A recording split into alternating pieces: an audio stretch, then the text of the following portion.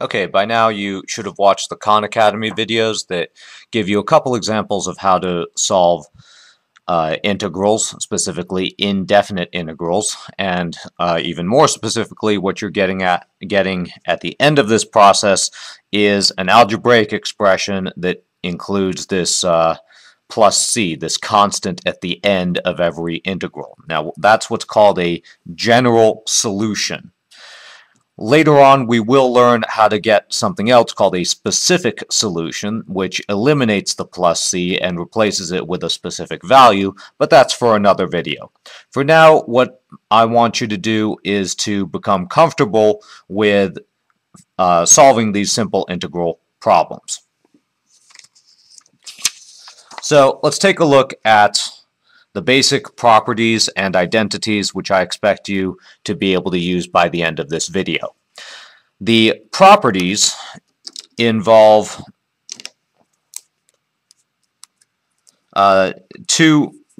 specifically there's two properties, one of which allows you to take an integral consisting of two functions added together, and that breaks up into two separate integrals, one for each of the functions on either side of the plus sign. So basically you take the sum of two functions and you break it into the sum of two integrals. The other way to think about this is that you are distributing the integral symbol across each of the two functions, and at the same time you're also distributing the dx at the end of each function. Remember, dx stands for a differential slice of x.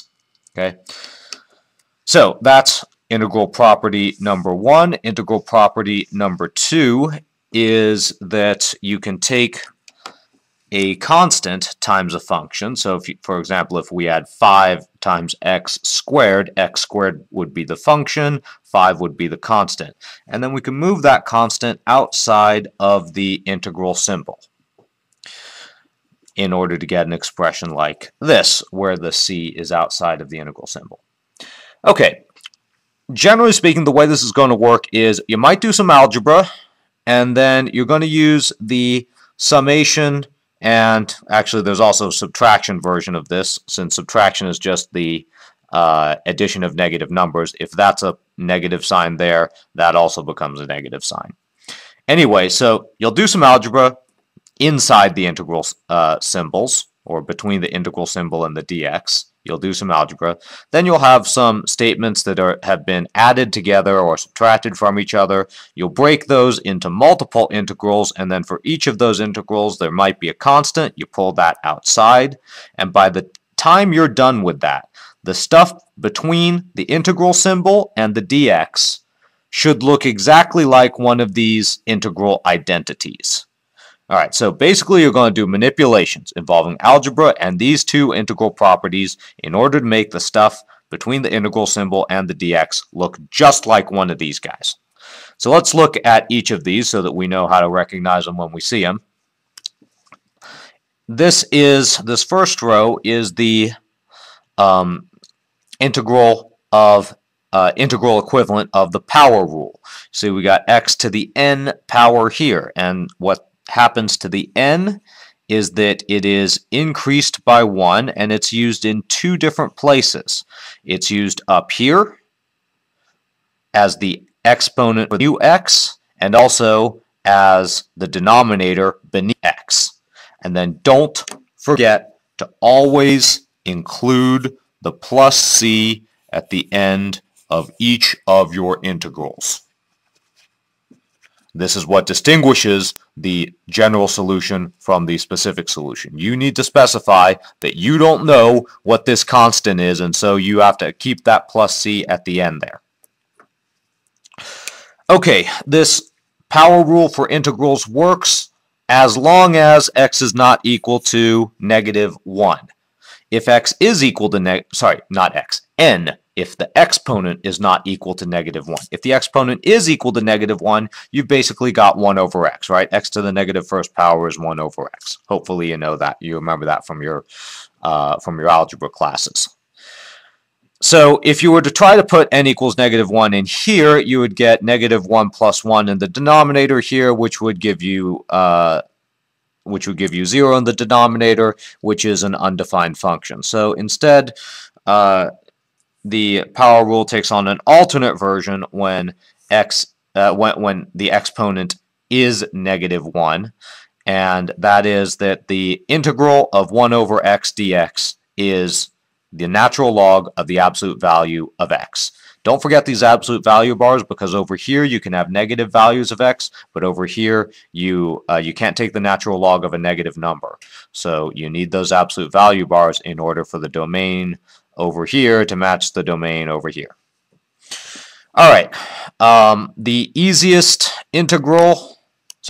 derivative from our derivative chart was derivative of e to the x. Similarly, integral of e to the x is equally easy. It's just e to the x.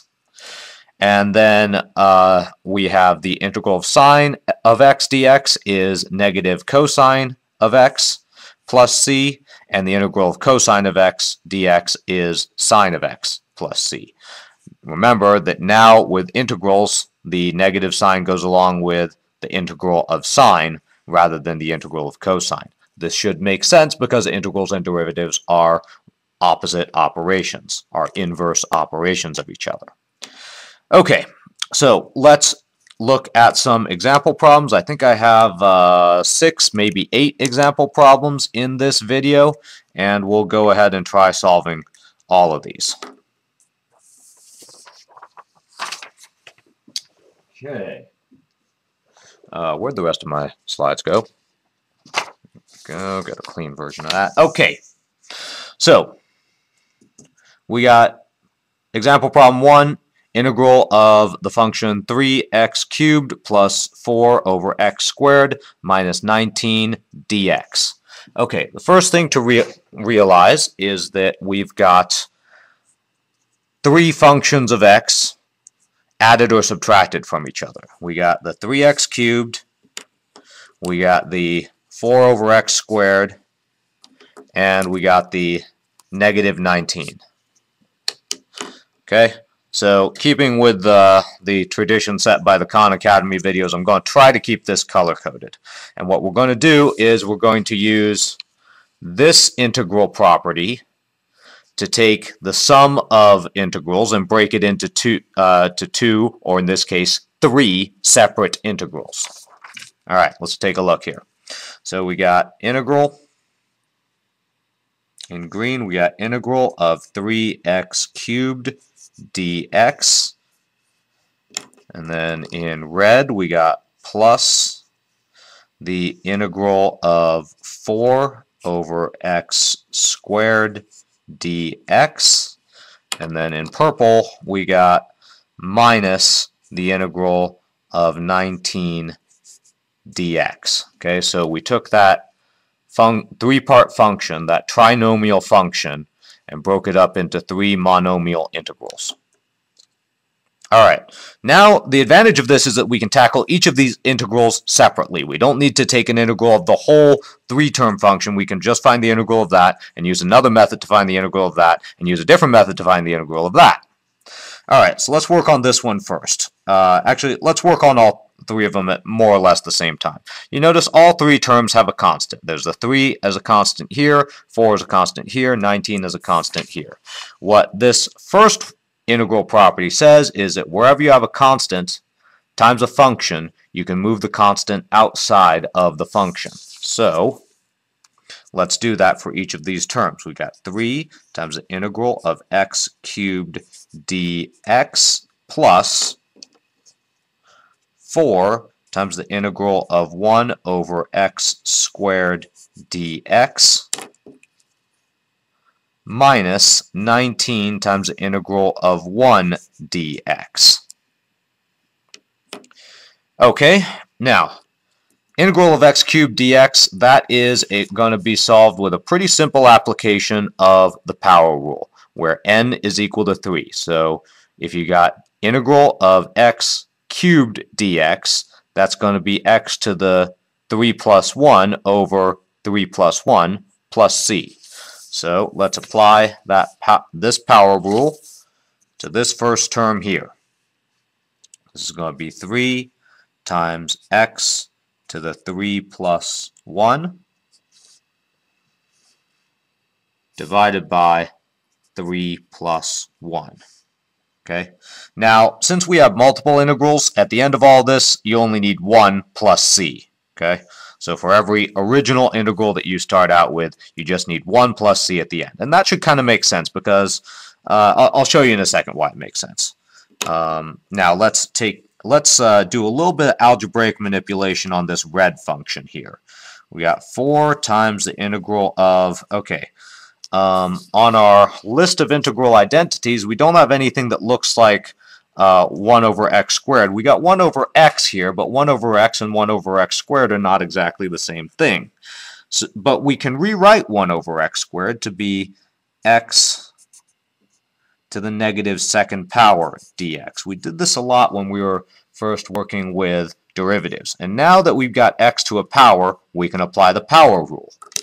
But let's clean up this a little bit too. So we got minus 19 times the integral of 1. Well, 1 is just x to the 0 power dx. And you can see that all three terms end up being solvable using the power rule of integrals with different values of n. Here, in the red function, in the red integral, n is negative 2. In the purple integral, n is 0. Okay, so let's keep on working here. I'm not going to do any changes to the green stuff.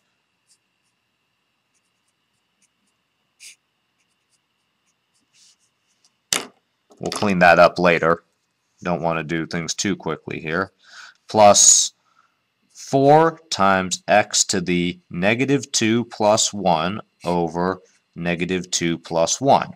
Okay, and then the purple function is minus 19 times x to the 0 plus 1 over 0 plus 1. And then at the end of all of this, then we put the plus c. All right, so why do you only need 1 plus c even though you did 3 integrals? Well, c is a constant, and that's the only thing we know about it. It's a constant. Could be 5, could be pi, could be 3.111119. Who knows what it is? If we put a constant at the end of the green integral, and then another constant at the end of the red integral, and then a third constant at the end of the purple integral, well, then you'd have a constant plus a constant plus a constant. Add 3 constants together, you get a new constant. And so it really doesn't matter whether you put constants at the end or one constant at the end of each integral or one constant at the end of the whole integral, because either way you still end up with a constant at the end. So you might as well just keep things simple and just keep one constant at the end. All right, cleaning up the math here, the algebra, we got this is going to become 3 over 4 x to the 4th, and then the red term is going to be, let's see, negative 4 over 3x cubed, and then the purple term is going to be minus 19x. Oh, and don't forget the plus c.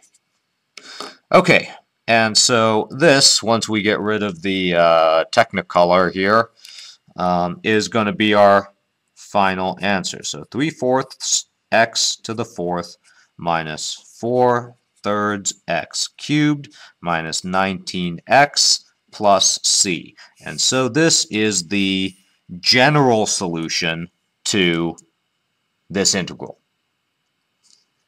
Okay, I'm going to move a little bit faster in subsequent problems. But problem number 2 here is an example of where you have to do a little bit of algebra first. What you have here is a function within a function. And we do not have a chain rule for integrals. There is no chain rule for integrals. We'll learn something kind of like it, but it's not going to be as versatile. It's called U substitution. But for now, you do not have any way to break this into how to handle a function within a function. But what you do have is you've got algebra. We can foil this out.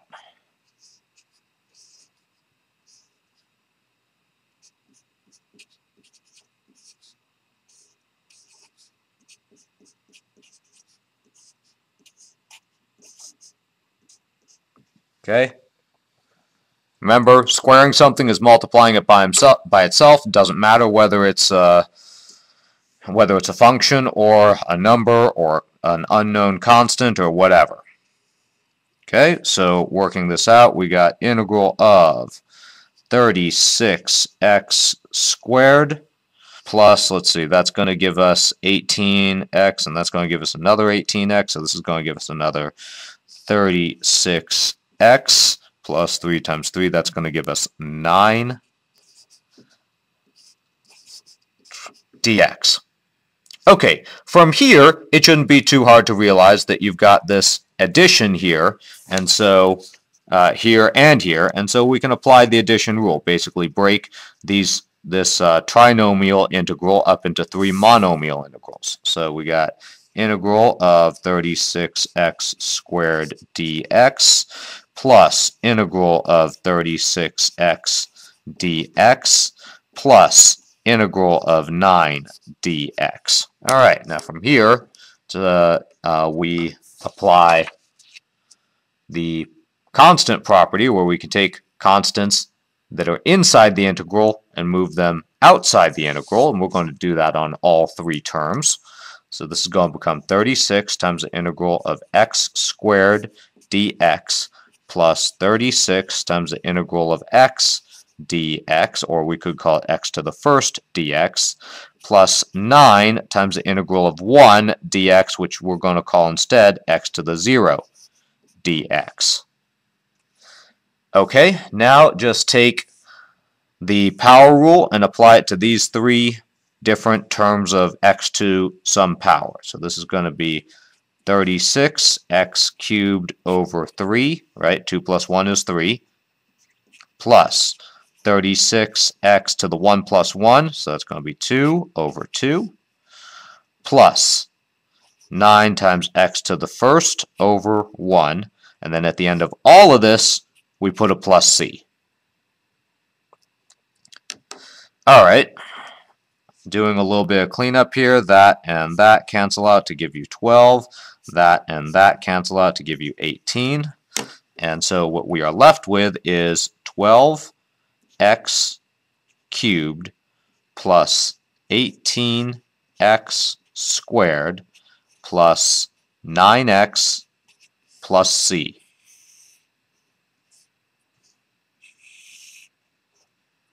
All right, so 2 problems down, few more to go. All right, so now instead of multi-term integrals, we've got single-term integrals. Process is basically the same, except you don't need to use the addition rule because we got nothing to add. Nothing to add, no addition or subtraction symbols here, no addition or subtraction symbols over here. So let's just dive right into this. We've got a constant that we can pull outside of the integral, so that's going to be 14 times the integral of 1 over x dx. Okay, do we have an identity that looks like 1 over x dx? What do you know? We got one right here. Integral of 1 over x dx is natural log of the absolute value of x plus c, so this goes right into there. This is going to be 14 times the natural log of the absolute value of x plus c. All right, now at this point you might be wondering, okay, why don't we have plus 14c? Well, it's the same reason we don't use multiple constants. 14 times a constant, well, guess what? That's another constant, so you might as well still just keep calling it c. Other than that, you're actually done right now. Okay, and that's as done as you can get with this information. This is the general solution. You need more information in order to get a specific solution. All right, so far we have been working with functions of x, but it doesn't have to be that way. Here we got a function of z, and we got integral of e to the z over 11 dz. Now, I'm going to move a little bit slower here, so you can think of this as integral of 1 over 11 times e to the z dz. By the way, I put crosses through my z's so that you can tell the difference between a z and a 2. Okay, so this 1 over 11 thing, that's a constant. It might be a fraction, and you're probably used to seeing your constants as whole numbers, but like I said, there's no rule that says it has to be that way, but there is a rule that says if there's a constant, you can move it outside of the fraction, outside of the integral symbol. So we got 1 over 11 now on the outside of the integral symbol times e to the z dz.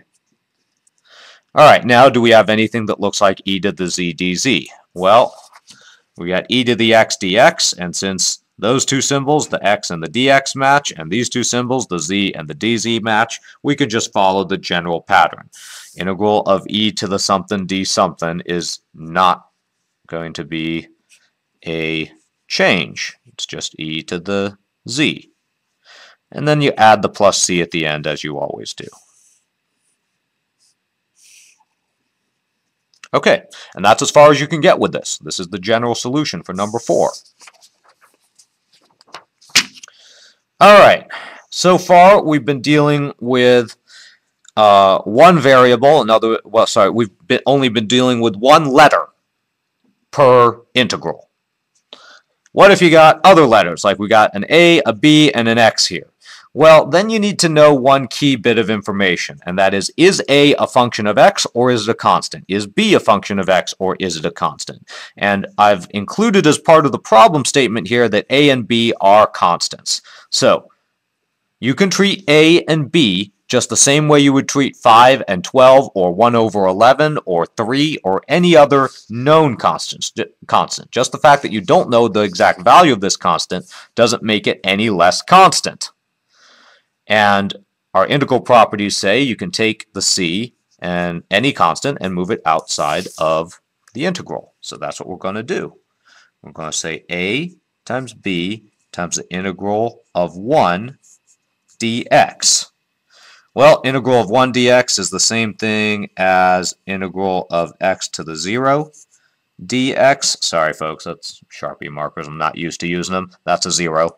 And then x to the 0, integral of x to the 0 is x to the 1 over 1 plus c. And all this cleans up to just be abx plus c. All right.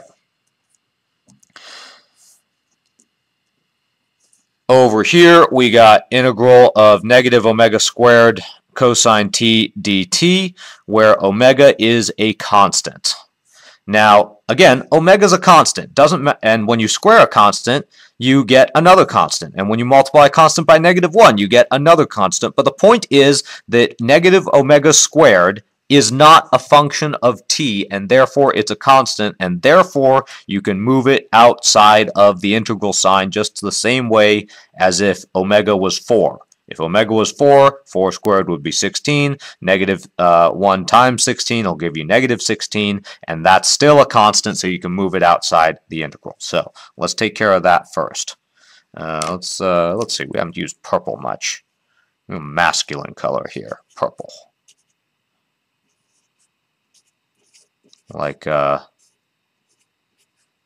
Skylar White's sister was all into purple stuff. All right, so I'm not sure what that makes me, but you got negative omega squared cosine t dt. All right, well now this should look really similar. We got a function of t, but it's taken with respect to, the integral is being taken with respect to t, so that still matches the pattern of our integral identity, cosine of x dx, cosine of t dt, doesn't matter as long as this symbol inside the function matches the symbol in the after the d. Interpret that as you will. All right, so integral of cosine is sine, so keep the negative omega squared around. Integral of cosine is sine, except now we're taking sine of t, and don't forget the plus c, and then you are done. Yeah, science. All right, 2 last sample problems. Actually, this is more like yeah, math. But anyway. What color should I use? Let's use blue. Okay. So we got some fractions here, and we're taking integral with respect to f. We got functions of f here. We're taking the integral with respect to f, so we can treat the f's just the same way we treated x's. Okay. The reason back here that we treated the a and b different from the x is because a and b are not what we're taking the integral with respect to. We're taking the integral with respect to x, not a and not b. And besides, I said a and b were constants, so that means you treat them like constants. All right, anyway, we're back to having things that are added and subtracted from each other. So you can take this and break it into several integrals. So this is going to be integral of 5 over f cubed df minus integral of 3 over f squared df. Okay, so you got constants and then you got f's in the numerator. So we're going to pull the constants out of the integral. So that's going to be 5 times the integral of 1 over f cubed df minus 3 times the integral of 1 over f squared df. Okay, now convert these reciprocals into negative exponents.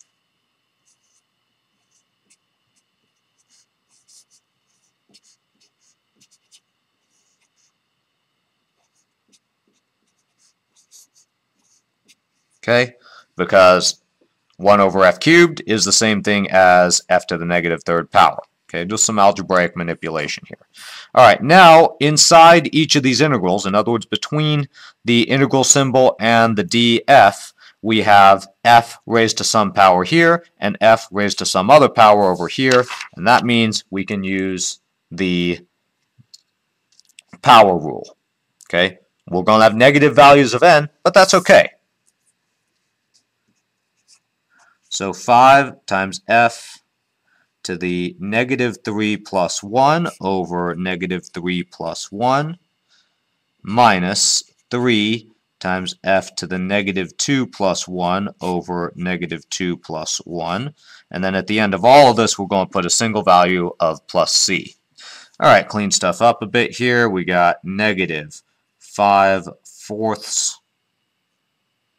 f to the negative second power. Oh, whoops. No. This should be negative 5 halves. There we go. Negative 3 plus positive 1 is 2. Minus 3. All right, negative 2 plus 1 is negative 1. So that's f to the negative 1 over negative 1 plus c. And then again, cleaning up the algebra and converting the negative exponents back into reciprocals, which you don't necessarily have to do, but makes it a little bit more intuitively understandable. Okay, so that's negative sign is going to become a plus sign, and we got plus 3 over f plus c. Okay, and so that is your general solution for this. All right, last problem over here, and well, it looks like we're coming up on the half-hour mark for this recording. All right, let's see. How about we use orange? We haven't used orange at all, little boys and girls. Okay, so over here, we got an integral. The variable is b. We're taking the integral with respect to b, so that's okay. So let's first recognize that you have a plus sign here. That means you can break this into two separate integrals added to each other. So, and I'm going to color code them. We'll do that in orange and that in green. Okay, so we're going to have integral of 15 sine of b db plus integral of 3 db. Okay, so now that we got all of this, let's treat each of these separately. Okay, we got a constant times a function of b. So let's take the constant, move it outside of the integral symbol. So we got 15 times the integral of sine of b db plus, okay, we got a constant times, well, times 1. So you can say plus, whoops, I should have done the plus sign in green there. All right, plus 3 times the integral of 1 dB, and 1 is b to the 0th power. So let me just recopy the orange part. I'm not going to do any manipulation just yet.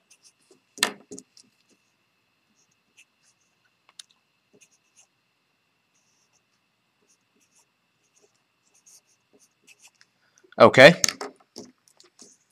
Now, what you want to do is apply your derivative, your integral identities. All right, so for the sine function, we have just sine of b db, and that matches sine of x dx perfectly. That's going to give us negative cosine. So we got 15 times the quantity negative cosine of b. Okay. And then you've got the b to the 0 power. That's a power rule function with n equals 0. So that's going to be plus 3 times b to the 0 plus 1 over 0 plus 1. And then at the end of all of this, we put a plus c. All right, now just a little bit of cleanup work. We got, and let's switch back to a single color. Oh, I don't know. Let's try blue. So negative 15 cosine of b.